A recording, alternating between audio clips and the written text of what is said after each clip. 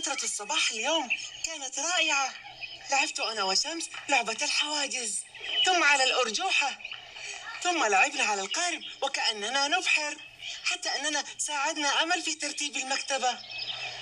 بعد كل هذا النشاط حان وقت القيلولة.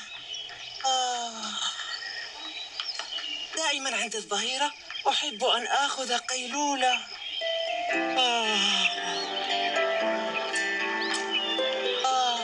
كم أحب القيلولة.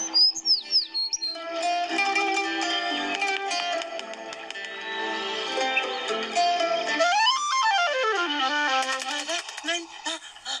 مرحبا نعمان، أنا جرجور، أهم موسيقي في حي سمسم، وأنا متحمس جدا.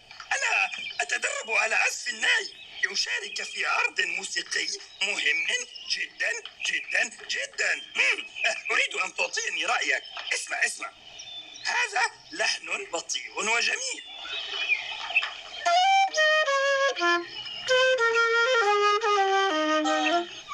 ما رأيك؟ هذا لحن رائع يا جرجور. وهذا اللحن لحن سريع ورائع. اسمع. ماذا حدث؟ إنه بحاجة للتصليح. يجب أن أذهب إلى راشد. الآن على فكرة تبدو متعبا. ما رأيك أن تأخذ قيلولة؟ طبعا يا جرجور، سأفعل ذلك. حان وقت الراحة، وأفضل طريقة للراحة هي أخذ قيلولة هادئة.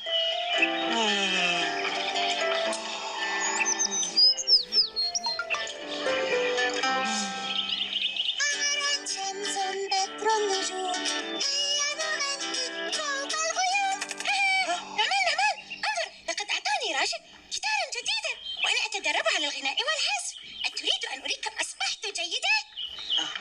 قمر شمس بدر النجوم هيا نغني فوق الغيوم.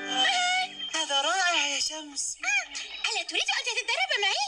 نتدرب على القيلولة؟ لا، ليس على القيلولة، بل نتدرب على الغناء والعزف. طبعا، ولكن بعد أن أتدرب على أخذ قيلولة هادئة. طبعا يا صديقي نعمان، خذ قيلولة جيدة يا صديقي.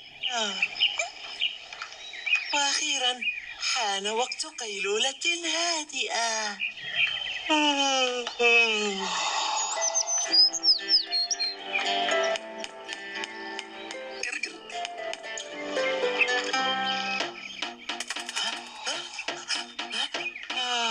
مرحبا نعمان، اسمع. أظن أن عزفي على الدف أفضل من عزفي على الناي. ما رأيك؟ ماذا؟ اسمع هذا.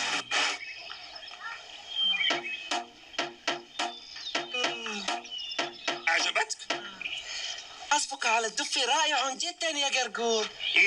لا يمكن أن يكون رائعا إذا كان يدفعك للنوم. اسمع هذا.